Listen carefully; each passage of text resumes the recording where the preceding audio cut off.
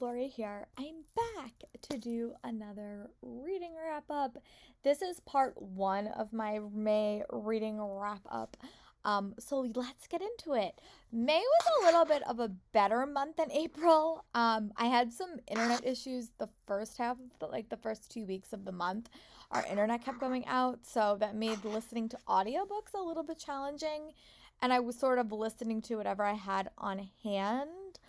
But throughout this month, I have made a bunch of more progress on my room, and you guys will be seeing those reading vlogs as I complete it. But it was a better reading month. I did a reading challenge for the second half of the month, like a middle grade reading challenge for the TBR and Beyond reading group that I really, really enjoyed. Found some really strong reads this month, some that I wasn't necessarily expecting to like as much as I did. So let's get into it. So the first book I'm going to chat about, you guys might be a little bit angry at me for because I read an arc ridiculously early. But it is Erin Han's newest YA release. It actually comes out in September, but I got approved for it sort of unexpectedly, and I just wanted to read it. So Never Saw You Coming is the first book I read, 5 stars, but here is a photo. Companion book to More Than Maybe, which was Veda and Luke's story. I really liked that book. That was probably one of my favorite contemporary books of 2020. I really enjoyed it. This book follows Veda's best friend Meg. I will say this book does have a lot of religious overtones. I would say this book definitely deals with a lot of religion elements, both on the male side and the female side, because it is a dual point of view story, but Meg's world is sort of shaken when she realized her life is not what she thought it was and her parents aren't who she thought that they were. And she kind of goes on a self-discovery adventure on sort of a gap year.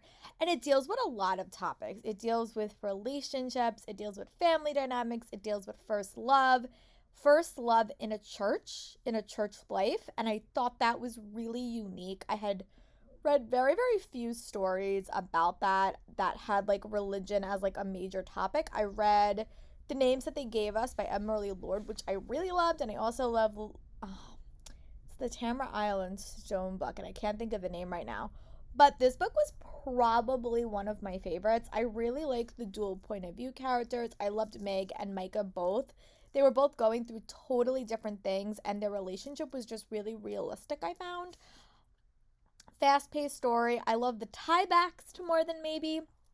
I thought that it really handled what religious culture could do to people and the expectations in a really effective way. I also thought the family dynamics that were explored on both sides were really interesting.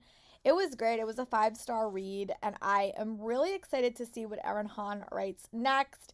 There was a side character in her book that I adored, and it was just great. It had so many elements of a story that I really liked. One of my favorite elements of a story is dual point of views, and that was definitely present, and I really enjoyed it. 5-star read. Definitely check it out when it comes out in September. And I will be sure to remind you in September, but I really, really like this book quite a bit, and you should definitely check it out when it comes out. Week that I was having a lot of problems with my internet, if I'm remembering correctly, and downloading stuff. But I was able to pick up an audiobook. It's The Wallflower Wager by Tessa Dare. I read these books totally out of order. This was book 3, but I had it for like a discount price on Libro FM, and it was already downloaded. But overall, I really enjoyed it. Here's a photo.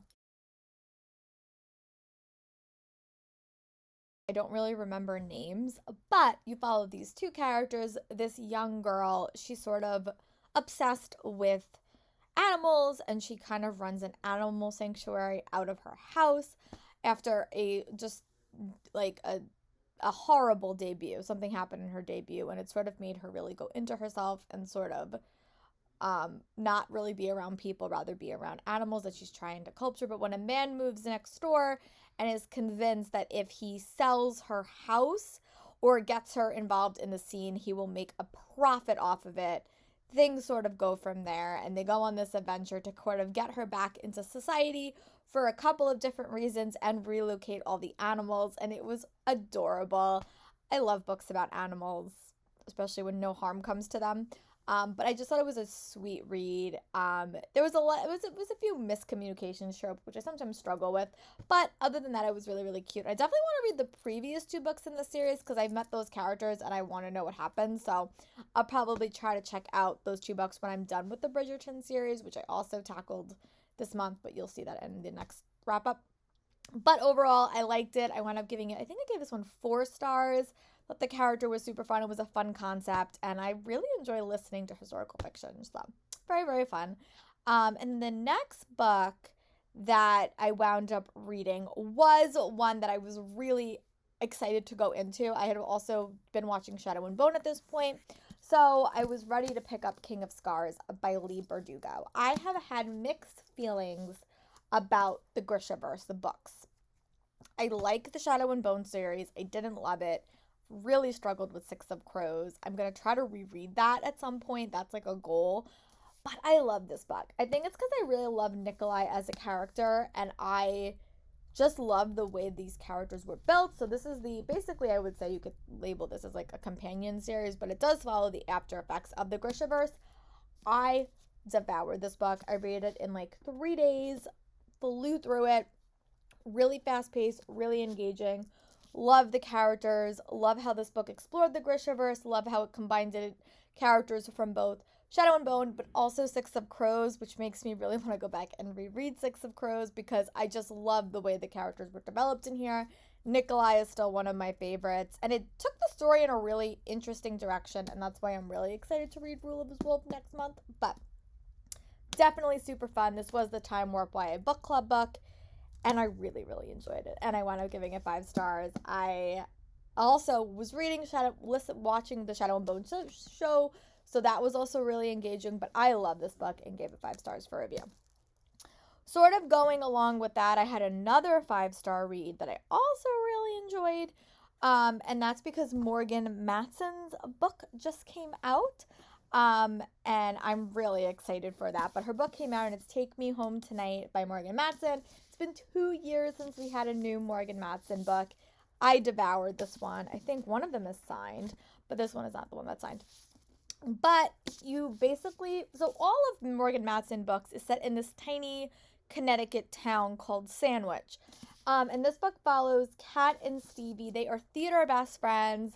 They are working on the show. They're actually, this book is set over like a weekend, and they're waiting to find out who gets cast in their main stage show of Othello. And nothing goes wrong. Nothing goes right that weekend. The timeline to find out their show date gets pushed back.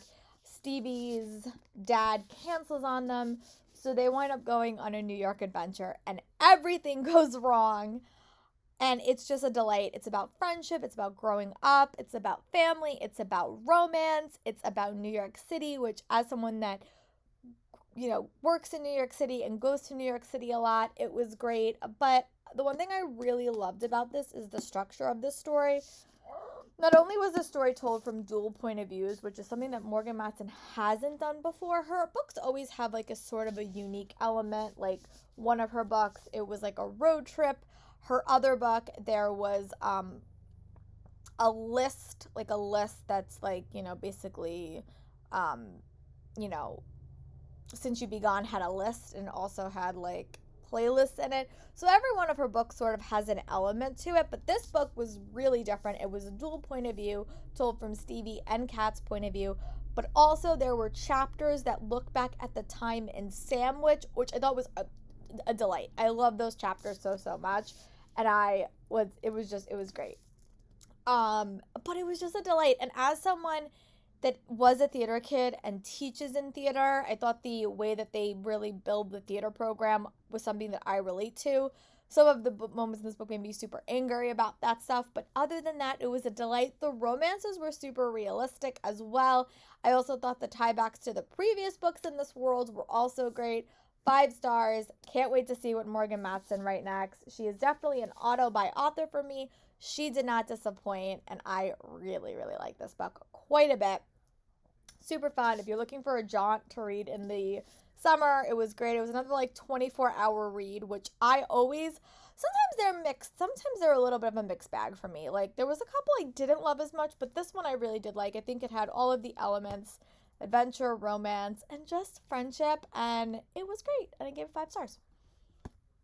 Sorry, too many corrections. The show they're doing is King Lear, and it does not take place over like a weekend. It takes place over like 24 hours and change. So it's more like 40. Like it's like, I would say it's a little bit more than 24 hours. So it's like a day and like a half, basically. But just wanted to make those corrections. What I chat about was the start of Middle Grade May, that is always hosted by the TBR and Beyond Reading Group.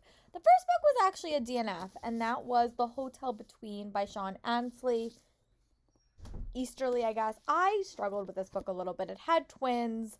I read about 50 pages, and I wound up DNFing it. It just wasn't capturing my attention, and I didn't feel like reading all the way through, so I wound up DNFing this book, but I just did want to mention it. I'm going to try to be a little bit more honest with DNFs on my channel. I don't DNF a lot of books, but I did want to mention it because I don't think I'll be picking this up again. I'm probably going to unhaul it, but I started it. I read 50 pages. It didn't wow me. I felt like the writing just wasn't my favorite, so that's why I DNF'd it.